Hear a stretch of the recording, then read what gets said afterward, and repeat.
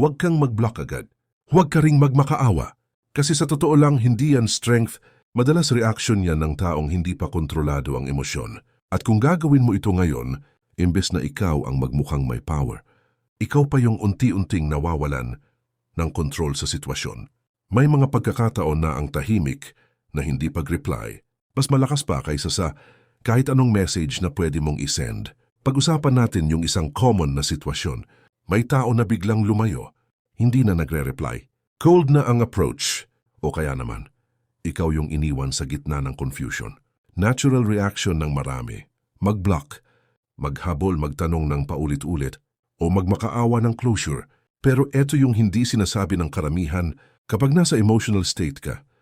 Lahat ng galaw mo nagiging reaction, hindi decision. At ang difference ng dalawang yan, malaking bagay. Ang reaction, mabilis, emosyonal, kadalasan pagsisisihan mo. Ang decision, calm, may control at may self-respect. Core idea, control versus emotion. Isipin mo ganito, may dalawang version ka sa moment na yan. Una, ikaw na nangingibabaw ang emosyon. Gusto mong mag-block para lang hindi mo na makita. Gusto mong mag-message para lang gumaan pakiramdam mo. Pangalawa, ikaw na controlled. Hindi ka nagmamadali. Hindi ka nagde-decide habang mataas pa yung emosyon. Tinitignan mo muna yung situation objectively. Sino sa dalawang yan ang may tunay na power? Hindi yung mabilis mag-react, kundi yung marunong maghintay. Kadalasan kasi, ang pag-block o pagmakaawa hindi talaga para sa ibang tao. Para yan sa sarili mong discomfort. Gusto mong mawala yung sakit. Kaya mo gustong putulin agad yung connection. O gusto mong mabawi yung dating closeness, kaya ka naghahabol. Pero ang tanong, gumagana ba talaga yun long term? Minsan oo, gumagaan for a moment. Pero after nun, mas maraming tanong, mas maraming regret. Ang mas importanteng tanong dito, hindi ano gagawin ko para bumalik siya. Ang tamang tanong, bakit ako ganito mag-react kapag may lumalayo sa akin? Doon nagsisimula yung real growth. Hindi sa pag-control sa ibang tao, kundi sa pag-control sa sarili mo. Habang may emotional pressure, the common mistake, blocking plus habol cycle. Ito yung part na karamihan hindi napapansin. Akala nila kapag nag-block sila, tapos na. Akala nila kapag nagmakaawa sila, may chance pa. Pero ang nangyayari madalas kabaliktaran. Mas lalo lang lumalala yung sitwasyon sa dalawang galaw na yon. Blocking explained. Simulan natin sa pag-block. May dalawang klase ng pag-block. Una, healthy boundary. Yung tipong alam mo na toxic na, paulit-ulit na, walang respeto, kaya kailangan mo ng space. Pangalawa, emotional blocking. Yung galit ka, nasasaktan ka, gusto mo lang mawala agad yung tao sa paningin mo. Yung pangalawa, kadalasan hindi final decision. Reaction siya, kasi after ilang oras o ilang araw, minsan titingnan mo ulit yung profile. Minsan may isip mo, overreacted ba ako? At doon nagsisimula yung cycle. Reality of blocking emotionally. Kapag emotional ka nag-block, hindi ka talaga nakaka-move on. Ginagawa mo lang invisible yung trigger, pero nandun pa rin yung feelings. Parang tinakpan mo lang yung sugat, pero hindi mo nilinis. So ang resulta, nasa loob pa rin yung emotional weight. Walang closure, walang clarity. Now the chasing behavior. Ngayon baliktad naman. Yung ibang tao hindi nagbablock. Sila yung humahabol. Messages. Asan ka na? Galit ka ba? Please reply lang. Hindi ko na kaya. At ito yung hindi obvious. Habang mas humahabol ka, mas lumalayo yung dynamics ng control. Hindi ibig sabihin wala kang halaga. Ibig sabihin lang, binibigay mo yung emotional advantage sa kabila. Power shift concept. Sa relationships, kahit friendship, situationship or dating stage, may invisible balance yan. Sino yung calm? Sino yung reactive? Sino yung consistent? Sino yung unpredictable? Kapag ikaw yung reactive, ikaw yung nawawalan ng stability sa mata ng ibang tao. Hindi dahil masama ka, kundi dahil emotionally unstable yung response mo in that moment. Deep inside, why people withdraw. May isa pang layer dito. Kapag may lumalayo, hindi agad ibig sabihin ay ayaw na. Minsan overwhelmed lang sila. Minsan confused. Minsan kailangan lang nila ng space. Pero kapag ang response mo ay blocking or chasing, ang interpretation nila sa iyo becomes, this person is intense right now. An intensity kapag wala sa timing, nagiging pressure. Important shift. Ang goal dito hindi maging cold. Ang goal is maging grounded. Kasi ang grounded na tao, Kahit nasasaktan, hindi agad sumasabog. Nag-o-observe muna. Nag-iisip muna. Hindi agad gumagalaw. Simple example scenario. Halimbawa, may kausap ka na biglang naging cold. Option A, mag-block ka agad. Tapos after 2 days, mag-overthink ka kung tama ba ginawa mo. Option B, mag-message ka ng 10 times para lang makakuha ng sagot. Pero lalo siyang nawawala. Option C, walang immediate reaction. Observe. Give space. Then reassess after emotions settle. Alin dito ang may long-term stability? Dito papasok yung mas importanteng layer. Hindi lang wag mag-block o wag maghabol. Silent power. Detachment without losing self-respect. Ito yung part na hindi sexy pakinggan. Pero dito lumalabas yung tunay na strength.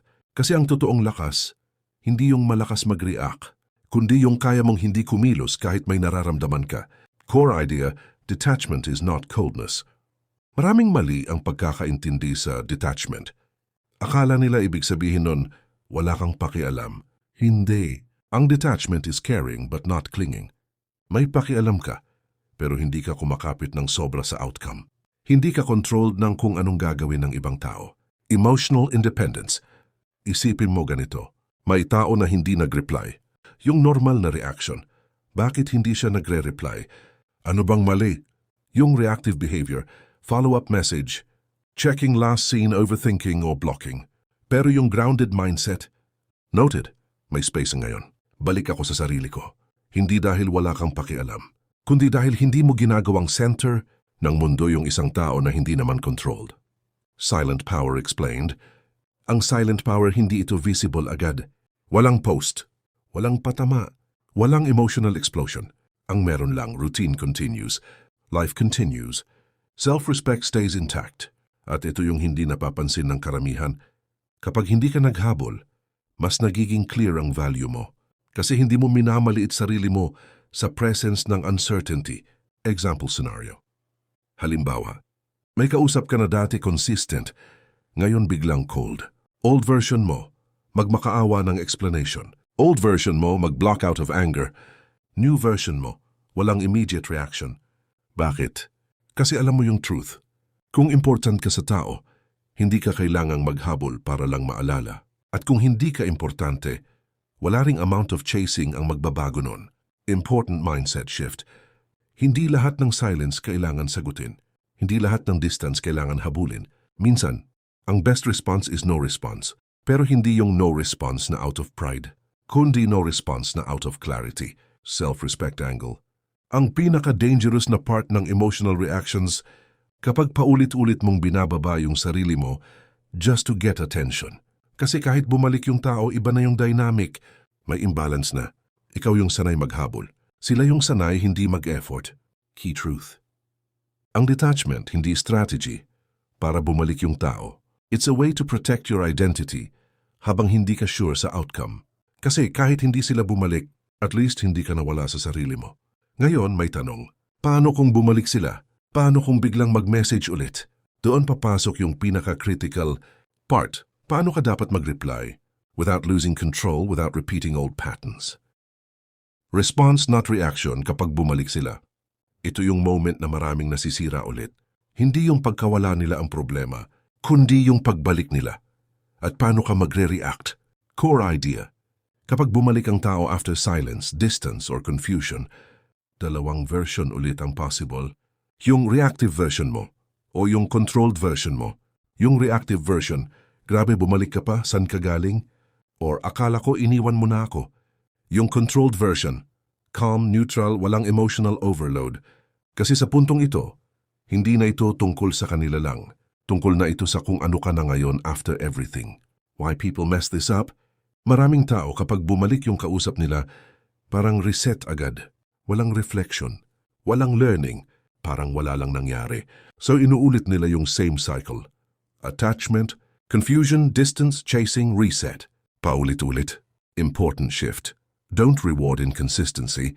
Ito yung critical na concept. Kapag inconsistent ang isang tao at tinanggap mo agad sila like nothing happened, you are indirectly teaching them. It's okay to disappear and come back anytime. Hindi dahil masama sila, pero dahil wala kang boundary na pinakita. Balanced response example. Halimbawa, nag-message ulit siya. Old response, OMG, I miss you sobra.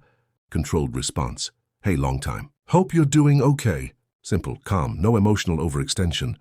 Bakit important yan? Kasi binabalik mo yung control sa sarili mo. Hindi sa excitement. Emotional pacing concept. Hindi mo kailangan sumabay agad sa energy nila. Kung sila biglang warm after being cold, hindi ibig sabihin kailangan ka agad maging fully open. Pwede kang mag-slow down. Observe first, kasi ang tunay na stability, hindi mabilis mag-fluctuate. Self-respect checkpoint. Tanungin mo sarili mo, bumalik ba sila dahil nagbago sila?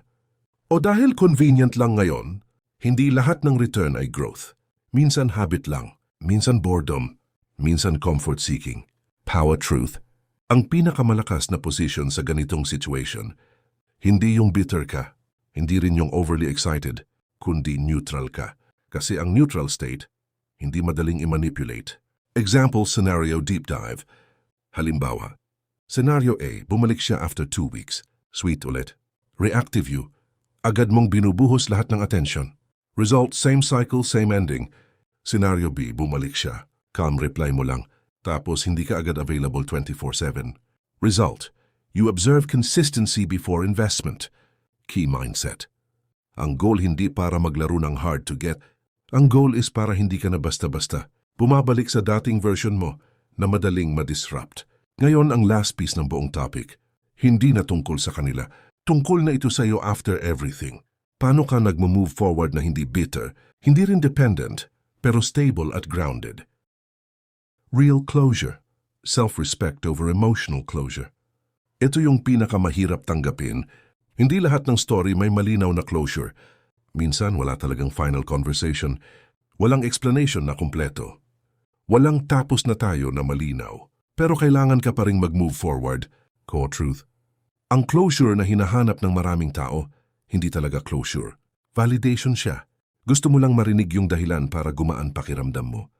Pero kahit makuha mo yon, minsan hindi pa rin nawawala yung bigat. Kasi ang tunay na issue hindi lang bakit siya umalis, kundi bakit ako na-hold ng sobra sa pagkawala niya. Letting go concept. Letting go is not forgetting. It's accepting na hindi lahat ng connection is meant to be completed in the way you expected. May mga tao na dumadaan lang para magturo. May iba para magstay. May iba para mag-trigger ng growth, self-respect over answers. May dalawang klase ng ending. Una, ending na hinabol mo yung sagot. Pangalawa, ending na pinili mong hindi ka na maghabol. Mas madalas yung pangalawa ang mas peaceful in the long run. Kasi hindi ka nakadepende sa ibang tao para gumaan yung loob mo. Example scenario. Halimbawa, hindi siya nag-explain kung bakit siya lumayo. Old you. Mag-message ng mag-message para lang sa sagot. New you. You accept the silence as the answer itself. Hindi dahil okay lang, kundi dahil pinipili mong hindi ka na magstay sa uncertainty. Deep insight. Ang silence ng ibang tao minsan is already information. Hindi kailangan dagdagan ng interpretation. Hindi lahat ng gap kailangan punuin ng assumptions. Emotional maturity shift. Kapag emotionally mature ka na, hindi ka na naghahabol ng clarity sa taong hindi nagbibigay ng effort. Hindi ka na nag-i-invest ng sobra sa inconsistency. Hindi ka na nagbabase ng worth mo sa presence ng ibang tao. Freedom concept. Ang tunay na freedom hindi yung wala akong pake. Ang tunay na freedom is kahit may pake ako, kaya kong piliin ang sarili ko. Kasi sa dulo ng lahat ng ito, hindi naman talaga laban kung sino ang mananatili. Ang mas importanteng laban, kung paano ka mananatiling buo kahit may nawala. Kung umabot ka hanggang dito, ibig sabihin hindi lang ito random na topic para sa'yo. May part dito na tumama sa real situation mo, kahit hindi mo man sinasabi ng direkta, at okay lang yon. Kasi karamihan ng lessons na ganito, hindi naman talaga para sa surface level lang. Para siya sa mga moments na tahimik ka, pero magulo yung isip mo.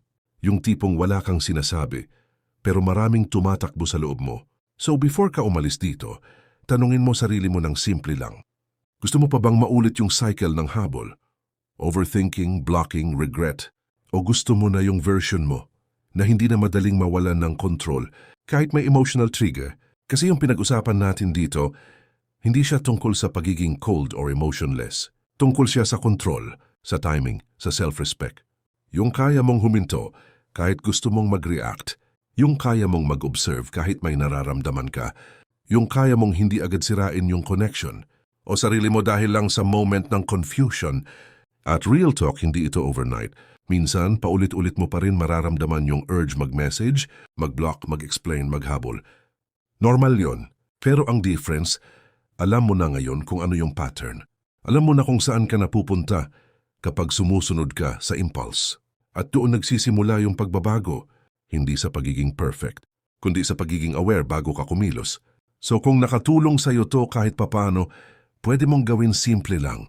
I-like mo yung video para alam ko na ganitong content yung dapat kong ipagpatuloy. Mag-subscribe ka kung gusto mo pa ng mas real talk na mindset content tungkol sa self-respect, detachment, at relationships na hindi sugar-coated. At kung may specific kang situation na gusto mong himayin natin sa next video, i-comment mo lang. Binabasa ko yun at dun ko rin kinukuha yung next topics. Walang pressure, walang habol dito. Pero kung ready ka mag-level up ng mindset mo, tuloy lang tayo sa susunod.